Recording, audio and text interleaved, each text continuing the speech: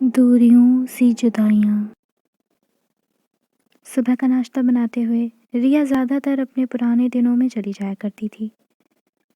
आज वो सोच रही थी कुछ ऐसे ही उसका पति उसे पहली बार देखा होगा।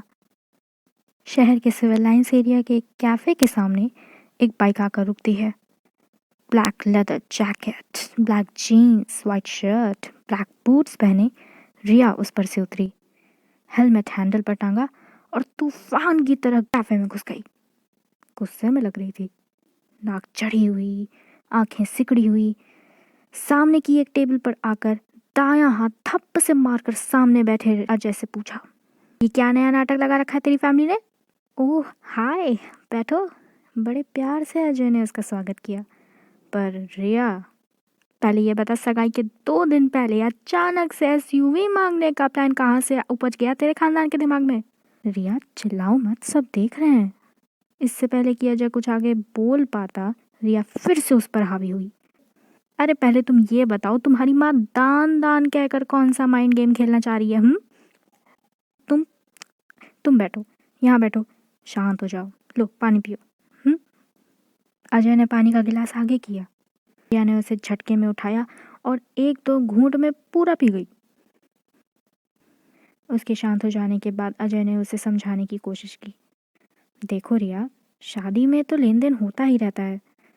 ओह, होता तो है, पर अपनी खुशी से, भीख मांग कर नहीं। चिड़ी हुई थी वो, अपने आप को शांत कर रही थी, पर अजय की बातें उसे और भी ठेस पहुंचा रही थीं।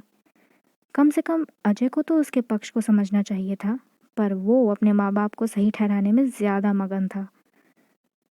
रिया, ये तो हमारे ट्रेडिशंस हैं, कल्चर है, गिफ्ट्स तो हर शादी में दिए जाते हैं।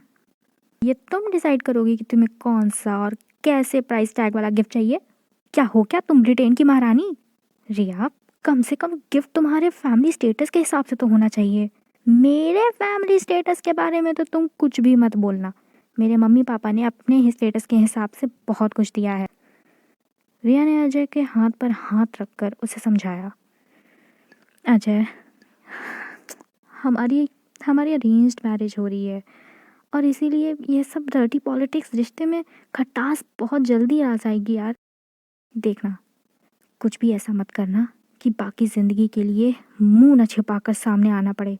पूरी उम्र के लिए ये बंधन बन रहा है, फिर से सोच लो। अरे सोचना तो तुम लोगों को चाहिए, लड़के वाले तुमसे कुछ मांग रहे हैं और तुम लोग मना कर रहे हो। ये रिस्पेक्ट दिखा रहे हो, वो भी सगाई के 2 दिन पहले। अबे सगाई क्या, मांग भर चुका होता तब भी यही करती और डाउरी का केस ठोकती अलग से। तब नहीं तो अब सही, तेरी फैमिली ने जो दिया वो वापस कर दूंगी, मेरी फैमिली ने जो दिया वो तू रख, तेरे काम आएगा। ये रिश्ता यहीं खत्म होता है। मुझे नहीं चाहिए तेरे जैसा पति जिसके लिए तू निकलता हो। आप तो बहुत दूर की बात है, जय राम जी की। इतना कहते ही रिया उठी और वहां से जाने लगी। तभी अजय उठा और धमकी देता हुआ बोला, तुम ये ठीक नहीं कर रही हो। अरे भटनागर हैं हम, सोच लो। रिया 1 सेकंड के लिए रुकी और अपनी जैकेट के अंदर हाथ डाला। अजय की ओर पलटते हुए वहां से एक बंदूक निकल आई और उसे झुलाती हुई रिया बोली, और अजय डरा सहमा सुनता रहा। क्या बोला बे? हाँ, क्या ऐसी वैसी दरोगा ही समझ रखा है? अबे डिफेंस में हूँ, तेरे भटनागर का ऐसा भटूरा बनाऊंगी कि तेरे खानदान को दुल्हन तो क्या, दूल्हा भी नहीं मिलेगा। गन को स्वैग से घुमाकर वापस अंदर रखी, बाइक स्टार्ट की और वहां से चली गई।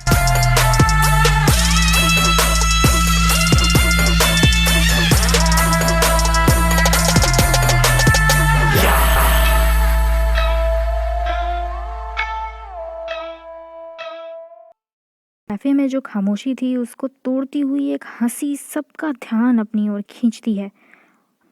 अजय गुस्से से पीछे की टेबल पर बैठे अपने छोटे चचेरे भाई को डांटता है, तू हंस मत साले। पर उसके भाई हंसी रोक ही नहीं पा रहा था। यार विशाल, चुप हो जा यार। अरे अबे साला, मम्मी पापा को क्या बोलूंगा यार। विशाल उसका मजाक उड़ाता हुआ बोला, तेरी तो लग गई भाई। क्या लड़की थी तेरी तो, क्या सर्किट कहता है, वाट, हाँ वाट लग गई। अरे लड़की भी गई और माँ पापा से डांट अलग से खाऊंगा। अरे अरे अच्छा है, तेरी टाइप की भी नहीं है, दबंग लड़की है एकदम झांसी की रानी, बिल्कुल मेरे टाइप की। अच्छा, इतनी पसंद आई तुझे? तो जा, तू जाकर तू शादी कर लो उससे। हाँ, कर लूँगा भाई कर लूँगा, पर पहले तुझे घर ड्रॉप कर देता हूँ, फिर मम्मी पापा से बात करता हूँ। चल आजा आजा, बाइक बैठ चल। विशाल उत्साहित सा आगे बढ़कर बाइक पर बैठता है। अजय को पीछे बिठाकर घर को रवाना हो जाता है।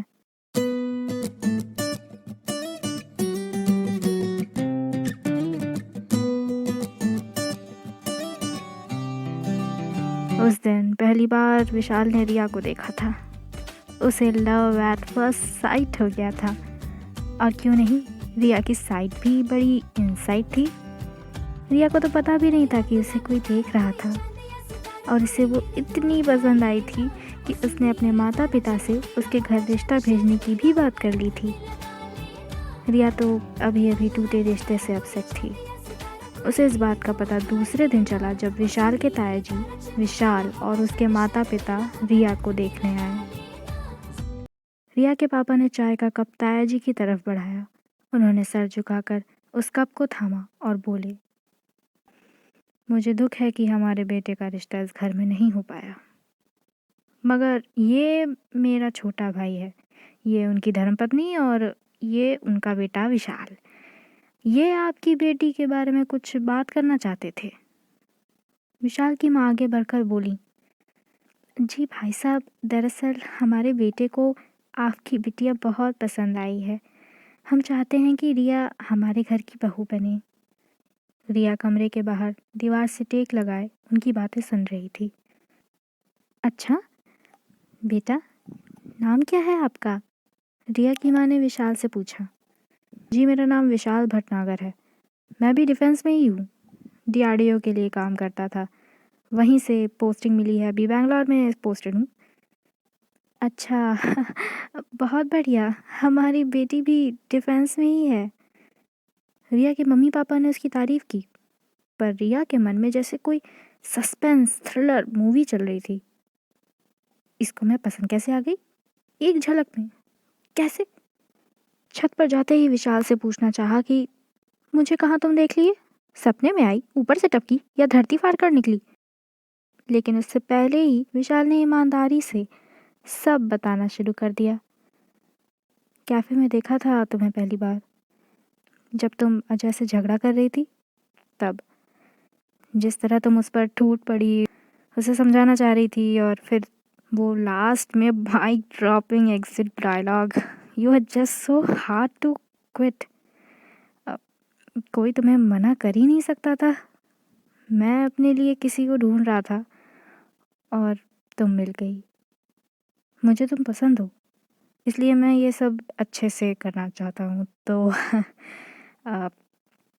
अपना हाथ आगे बढ़ाते हुए विशाल ने बोला, hi, my name is Vishal Bhatnagar, I am 31 years old, I am an officer in the DRDO defence department. महीने में एक डैम गुड सैलरी कमा लेता हूँ। मुझे वेज और नॉन वेज दोनों पसंद है। स्मोकिंग सिर्फ बेस्ट फ्रेंड के साथ और ड्रिंकिंग पार्टीज़ में करता हूँ। कभी कोई गर्लफ्रेंड नहीं थी, पर क्रशेस बहुत से हैं। आई like two things, dogs and guns. I hate two things, भीड़ और पैसे खर्च करना। मुझे ड्राइविंग पसंद है और अपने बड़े भाई को परेशान करना। मेरा फेवरेट पर्सन मेरी भाभी हैं और मैं अपने भतीजे का मुंह बोला बाप हूँ। विशाल का इंट्रोडक्शन इतना अच्छा था कि रिया अपनी दबी हंसी को रोक नहीं पाई। कुछ और पूछना चाहती हो तो पूछ लो। जब विशाल ने भोलेपन से यह पूछा तो रिया ने हंसते हुए उसे हाथ मिलाते हुए कहा, इससे ज़्यादा आप बता भी क्या पाएंगे। By the way, I am Riya, I work in city defence control department special forces. महीने में ठीक ठाक कमा लेती हूँ। मुझे नॉन वेज ज़्यादा पसंद है। स्मोकिंग जब चाहे करती हूँ, ड्रिंकिंग जब चाहे करती हूँ। मेरी पर्सनालिटी की वजह से कभी मेरा कोई बॉयफ्रेंड नहीं था और लड़कियाँ मेरे पास भी नहीं आती थीं, बिकॉज़ सब सोचते थे आई वॉज लेस्बी। क्रश किसी पे था नहीं क्योंकि मुझे कोई पसंद ही नहीं आया, and that's the problem with me, मुझे जल्दी कोई पसंद नहीं आता। But I like two things, dogs and cons. I hate two things, चुगलीखोर इंसान और बारिश। And cons. I hate two things, चुगलीखोर इंसान और बारिश। तुम्हें बारिश नहीं पसंद? अरे सावन की पहली बारिश कभी फील भी की है? It's the best time of the year. No man, this so wet and गीला गीला कीचड़ हर जगह। I don't like it. Why? उसके बाद एक हफ्ते तक वो लगातार मिले। रिया की डिमांड थी और उसकी पुरानी आदत भी। सब जांचने परखने के बाद ही हाँ बोलती थी। 7 दिनों तक विशाल को डेट करने के बाद रिया को वह अच्छा लगने लगा था। बस एक आखिरी टेस्ट बाकी था। तो मिस्टर विशाल भटनागर, दहेज कितना और क्या लेंगे आप? अरे नहीं नहीं, मुझे अपने भटनागर का भटूरा नहीं बनाना। रिया की हाँ उसकी हंसी बनकर छलक आई। आंखों की चमक उसके मन के झुकाव को दिखा रही थी, जो पूरी तरह विशाल की तरफ था।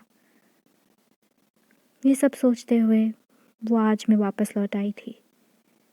खुद से बातें करते हुए वो बोली, उस दिन के बस 2 दिन बाद ही हमारी शादी हो गई थी और वो मुझे बैंगलोर लेकर आ गया। वो क्या है ना, बस एक हफ्ते बाद ही उसे अपनी जॉब की वजह से कहीं बाहर जाना पड़ रहा था। इसलिए उस 7 दिनों के अंदर ही उसे मेरे और अपने फैमिली के लिए सारे बंदोबस्त करके जाने थे, जिसमें मैंने उसका साथ दिया। हमने मिलकर घर की साफ़ सफाई की, पुरानी बेडशीट बदली, राशन लाया, दूध वाले भैया को लगवाया, न्यूज़पेपर वाले से बात की, ध्रुव के लिए स्कूल बस का इंतज़ाम करवाया, भैया भाभी के लिए कार बुक की। खाली समय में भी कौन सी चीज़ कहाँ रखी है और कहाँ रखनी है, यही सब बताता रहता था।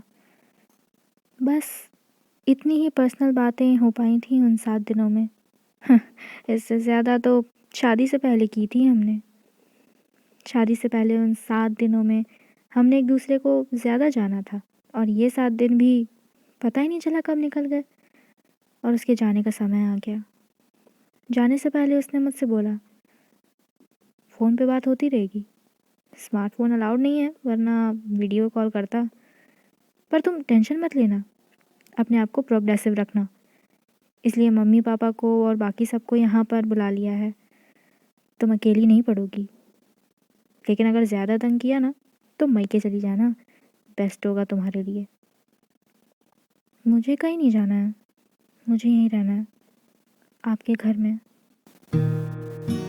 उसने मुझे एक नज़र देखा, दाहिनी हथेली मेरे कान के नीचे लगाई और आंखें मीच कर मेरा माथा चूम लिया। बस वही नहीं करना चाहिए था उसे।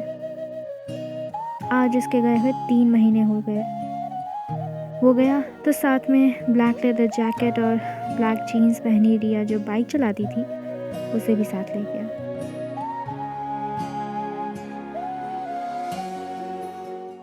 अरे यार, ये रोटियों की सौंधी खुशबू पुरानी मीठी मीठी यादें दिलाती हैं। ओ यहाँ कॉन्सेंट्रेट, ध्रुव की स्कूल बस आती होगी यार, जल्दी टिफिन तैयार कर। चाची मैं ब्रेकफास्ट। हाँ हाँ आ गया बस। रिया मेरा चश्मा कहाँ है? भैया वो सेकेंड ड्रॉअर में। रिया मेरा आईलाइनर ख़त्म हो गया है, तुम्हारा यूज़ कर लूँ?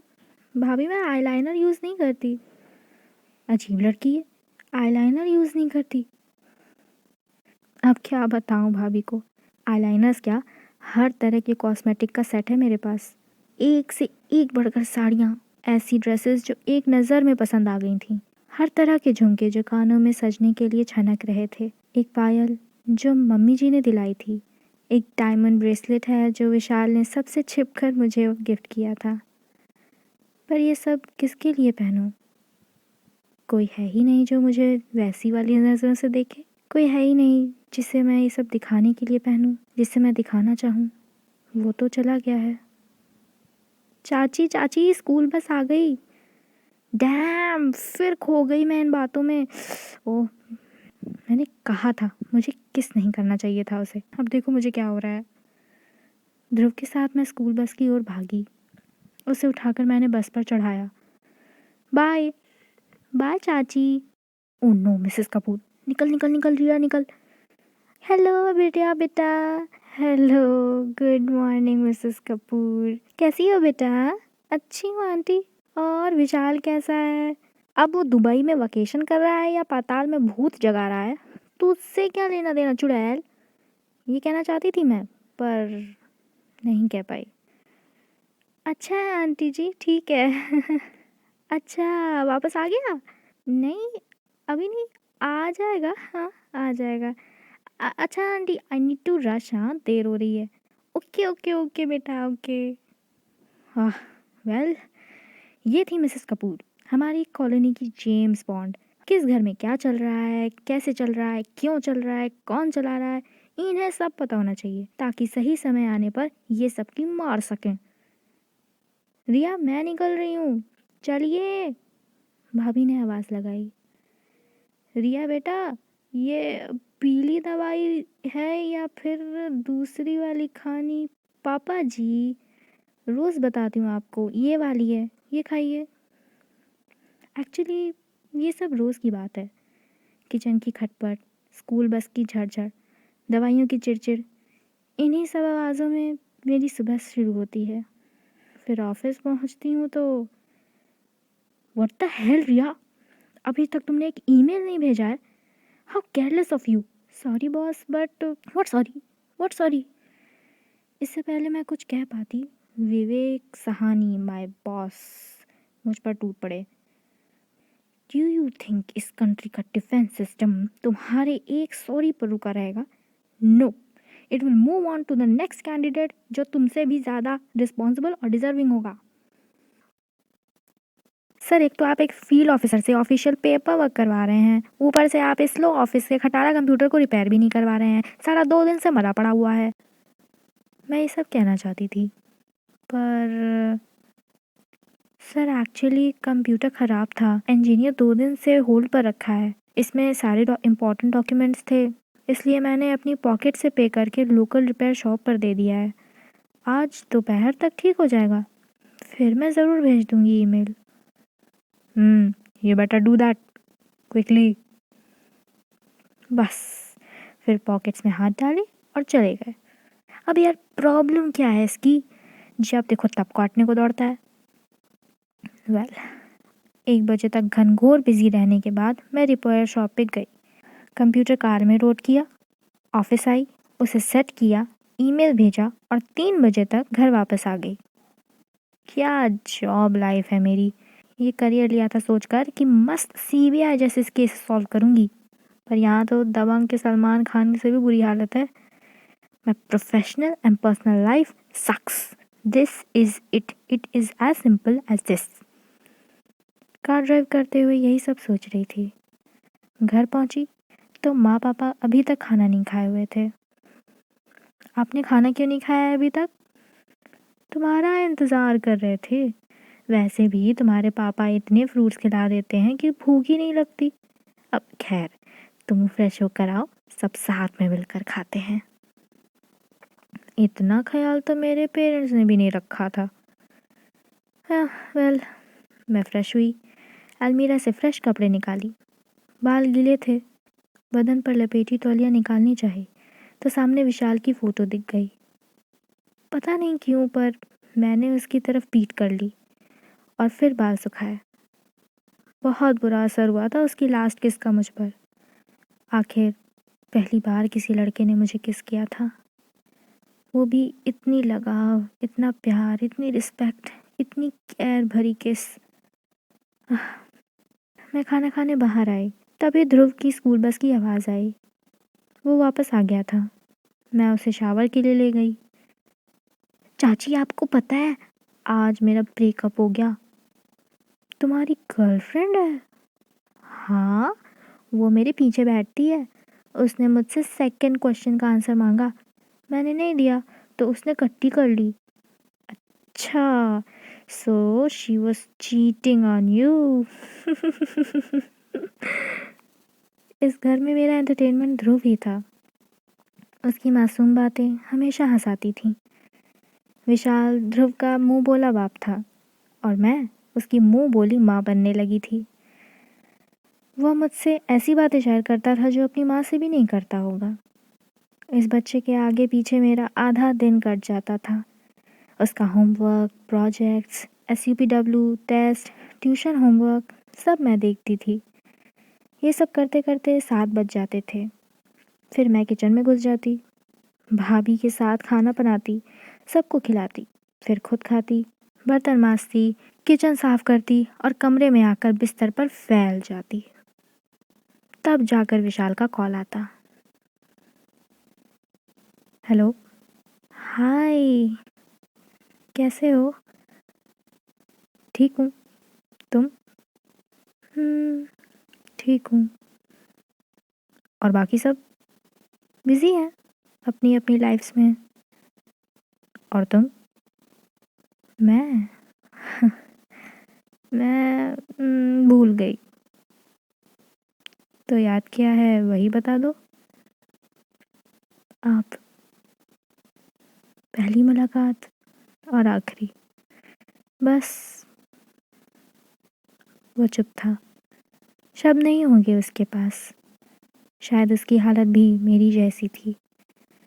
उस अनकंफर्टेबल सन्नाटे को तोड़ने के लिए मैंने पूछा, वापस कब आ रहे हो?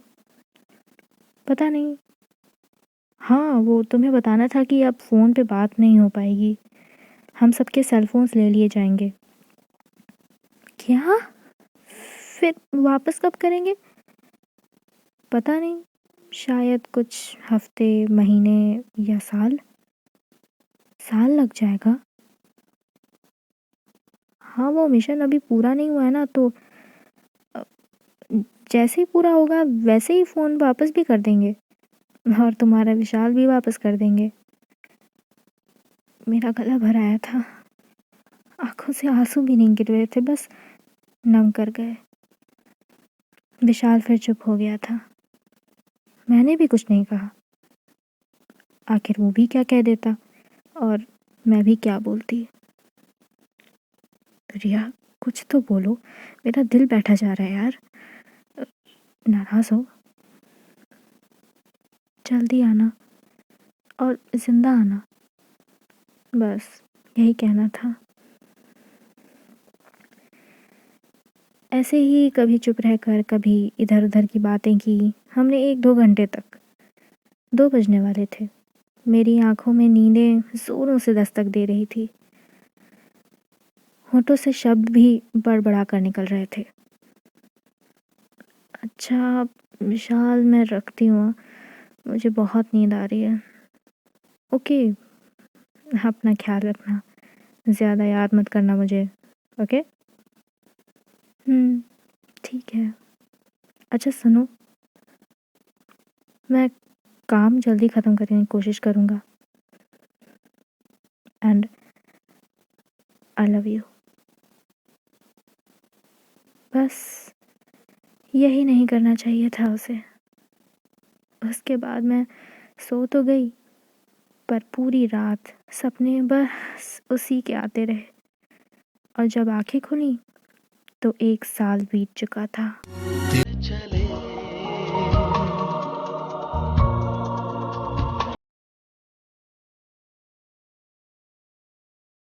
मुझे विश्वास नहीं हुआ। ऐसा कैसे हो सकता है? अभी कल ही तो उससे बात कर रही थी और आज 1 साल बीत गया। ना ही एक कॉल, ना मैसेज ही आया, ना ही वो खुद आया। How could he do that to me? ठीक तो है ना वो? घबराहट सी लगी। डर में डर के मारे होंठ फड़फड़ाने लगे। मन में ऐसा तूफान उठा कि मुझे खुद की सुध नहीं रही। जो सामने आता उसी से दिन, तारीख, हफ्ता, साल, सेंचुरी सब पूछ रही थी। ठीक तो है ना ये? पता नहीं मम्मी जी, अभी कल तक तो ठीक थी। मैंने भाभी और माँ को बात करते सुना। वह भी नहीं समझ पा रही थी कि मुझे हुआ क्या था। गुस्सा, डर, दुख, एकदम ही अजीब मिक्स ऑफ इमोशंस मेरे अंदर चल रहे थे। मन भटकाने के लिए मैं ऑफिस चली गई, पर वहाँ भी गुस्सा शांत नहीं हुआ। बोला था कि 1 साल लग जाएगा, 1 साल से ज्यादा हो रहा है, अभी तक वापस नहीं आया। समझता क्या है अपने आप को? मैं बड़बड़ाती हुई विवेक सर के ऑफिस में ऑफिशियल पेपर्स के साथ एंटर की। उनको वो पेपर्स थमा दिए। एक नज़र में वो सब देख लिए और मेरे ऊपर चिल्लाए, मिसेस रिया भटनागर, आप इस डिपार्टमेंट से रुखसत होना चाहती हैं क्या? कुछ पेपर तुमसे नहीं समझते हैं? मैं किसी भी तरह की डांट खाने के मूड में नहीं थी। मैं भी चिल्लाई, नहीं, because this is not my job. ये जॉब उस नल्ले दिवाकर की है जो पूरे दिन कंप्यूटर पर बैठकर वीडियो गेम्स खेलता रहता है। मेरा जॉब है असली गन चलाना, ना कि दिवाली वाली गन से ठाएं ठाएं करना। I am a bloody field agent, grade 2 special officer, not your PS. और इतना ही शौक है पेपर संभालने का तो ढूंढ लीजिए किसी मिनी स्कर्ट पहनी, रेड लिपस्टिक लगाई ना, जो आपके आसपास स करती घूमे। I am definitely not that girl and I quit. और मैं वहां से निकल ली। ओ गॉड, इस बार तो मैंने सच में ये सब कह दिया था। अब तो पक्का मेरी जॉब जाने वाली थी। मैं अपने केबिन में आई, अपना सामान बांधा और वहां से जाने लगी। सब लोग मुझे ही देख रहे थे, घूर रहे थे actually, and I didn't give a dam. मैं सीधे देखते हुए चलती रही। बहुत गुस्से में थी। बाहर आई तो बारिश हो रही थी। Oh no, I hate this rain, I hate this rain. जब भी मेरा मूड खराब होता है बारिश ज़रूर होती है। मैं जल्दी से कार में बैठी एंड आई ड्रोव ऑफ। मेरा दिन बुरा गया था। खाना बनाने का भी मन नहीं कर रहा था, मूड ही नहीं था। सोचा भाभी को बता देती हूँ, पर उन्होंने पहले से ही खाना बना दिया था। शायद वो समझ गई थी। सो मैंने डिनर किया और अपने कमरे में चली गई। टाइम पास के लिए यूट्यूब खोल लिया, पर मन नहीं लगा तो बंद कर दिया। गुस्सा शांत नहीं हुआ था मेरा कि विवेक सर का कॉल आ गया। मैंने रिसीव किया। Hello, hello Riya, hi, this is me Vivek. I know, तुमसे कुछ बात करनी थी, नीचे आ सकती हो प्लीज़? नीचे? मैंने खिड़की से नीचे झाँका तो घर के सामने खड़े थे। मैंने सोचा बात करने में कुछ हर्ज तो नहीं है। मैंने एक पतली शॉल ओढ़ी और नीचे जाकर उनके बगल में खड़ी हो गई। वो मुझे देख रहे थे और मैं मुंह फेर कर खड़ी थी। 1-2 सेकंड वैसे ही चुपचाप मुझे देखते रहे और फिर बोले, नाराज़ हो? आप पर नहीं, मैंने जवाब दिया। तुम्हें याद है हमारी ट्रेनिंग एक साथ हुई थी? उस समय you were so good. Shooting हो या ब्रेन टेस्ट, तुम हमेशा वही लड़की रहती थी जो लड़कों को भी टक्कर दे सकती थी। I really looked up to you. पर फिर तुम्हारी शादी हो गई। तुम एक हाथ में फाइल्स और दूसरे हाथ में कॉफ़ी मग पकड़ी किसी मर्द के पीछे भागती एक औरत बन गई। मुझे प्रमोशन मिल गया और तुम्हारा बॉस बन गया। सोचो रिया, मैं तुमसे सिर्फ 1 साल सीनियर हूँ और फिर भी technically I am your boss. कहना क्या चाहते हैं आप? आज सुबह बहुत समय बाद मैंने उस पुरानी वाली बाइकर रिया को वापस देखा। सच कह रहा हूँ, दिल खुश हो गया। इसलिए मैं चाहता हूँ अब तुम वो करो जो करना चाहती हो। सर ने मुझे एक फ़ाइल पकड़ाई। मैंने उसे खोला और पढ़ने लगी। ये उस ड्रग माफिया की फ़ाइल है जो इस वक्त शहर में सबसे ज़्यादा उत्पात मचा रही है। It needs to be stopped और मैं चाहता हूँ कि इस केस को तुम हैंडल करो। मैं? रियली? तुम्हारे जैसे ऑफिसर्स की ज़रूरत है डिपार्टमेंट को। तो कल ऑफिस में मिलते हैं। um, thank you sir, thank you, thank you for trusting मी। वो मुस्कुराए और चले गए। दूसरे दिन से ही मैं उस केस पर लग गई। विवेक सर मुझे गाइड कर रहे थे। मैंने केस का मैप बनाया, उसके अकॉर्डिंग शहर में जगह जगह खबरी प्लांट किए, प्रॉपर्टी पेपर्स चेक किए। जिसकी लीज ख़त्म हो रही थी वहाँ पे जेसीबी मशीन लगवा कर तुरंत ढहा दिया। कुछ गैंग वालों ने इसके लिए मुझ पर हमला भी करवाया, पर मैं बच गई। कई गलियों में जाना पड़ता था, नालों में, खच्चों में, बास मारते टेक्स्ट पर, मगर अच्छा ही था। मेंटली बिजी रहती थी मैं। विशाल के बारे में सोचने का मौका ही नहीं मिलता था। और फिर विवेक सर में मुझे एक नया दोस्त मिल गया था। वह तो मुझे सर भी नहीं बुलाने देते थे अपने आप को, जस्ट लाइक फ्रेंड्स। एक दिन मैं और विवेक एक पुरानी फैक्ट्री में इन्वेस्टिगेट करने गए। वहाँ जाकर देखा तो अच्छा खासा ड्रग्स का धंधा चल रहा था। मैंने विवेक से कहा, हमें पुलिस को इन्फॉर्म करना चाहिए। और अपने पॉकेट से फ़ोन निकालने के लिए मैंने उसे छुआ तो वो साला टच स्क्रीन बजने लगा। सबका ध्यान मुझ पर आ गया। हम वहाँ से भागे, कॉरिडोर तक ही पहुँचे थे कि गोलियाँ चलने लगीं। मैं अपनी बंदूकें निकाल लीं। पिलर्स के पीछे छिपते छिपते किसी तरह कार तक पहुँचे। हम पर लगातार फायरिंग हो रही थी। हम भी बैकफायर कर रहे थे पूरी दम से। मैंने कुछ को मौत का चेहरा दिखा दिया था। हम गाड़ी में बैठे और विवेक सर हमें दूर ले गए। मुझे अपने शरीर की बाईं ओर कुछ महसूस हुआ। हाथ लगाया तो हथेली पर गीला लाल खून देखा। मैंने दर्द महसूस किया। मुझे एक गोली लगी थी। इससे पहले मैं विवेक से कुछ कह पाती, मेरा दिमाग काम करना बंद कर दिया और शट डाउन हो गया। मैं मरने वाली थी।